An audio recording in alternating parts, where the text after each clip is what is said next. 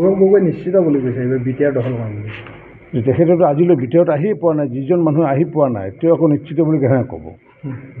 এজন ৰোগীক যদি মই যদি থেটিস্কোপ লগাই পেলাই বা মই যদি হাত ভৰি চাই পেলাই যদি জিভাখন চাই চকুটো যদি নোচোৱাকৈ যদি কৈ দিওঁ যে ৰোগীজন নিশ্চিত ওপৰত ভাল পাব, সেইজন আকৌ ডক্টৰ হ'ল নেকি? ডক্টৰ এজনে যদি বেমাৰীজনক যদি চায় তেওঁ প্ৰথমতেতো চকুটো চাব লাগিব, জিভাখন চাব লাগিব, নহয় জানো? তাৰপিছত আকৌ থেটিস্কোপ দি পেলাই জ্বৰ আছেনে চাব লাগিব, হাওঁফাওঁটো চাব লাগিব। আমি যেনেকুৱা চাই আছোঁ, আমি 5জন মন্ত্ৰীয়ে ঘূৰি আছোঁ, আমাৰ দলৰ যিমানবোৰ কাৰ্যকৰ্তা ঘূৰি আছে, অৰ্থাৎ আমি ৰোগীসকলক আমি চাই আছোঁ। গতিকে তেওঁ ইয়াতে নোচোৱাকৈ তেওঁ যদি কয় ৰোগীজন নিশ্চিত ওপৰত ভাল হ'ব, সেইটো আৰু কেনেকুৱা ডক্টৰ সেইটো? গতিকে সেই তেনেকুৱা ধৰণৰ হৈছে, ৰোগী নোচোৱাকৈ যিয়ে কয় ৰোগীজন ভাল হ'ব। কিন্তু গৌৰৱ গগৈ তেনেকুৱা, ৰোগীয়ে চোৱা নাই আৰু মানে ৰোগীজন ভাল হ'ব বুলি কৈ দিলে।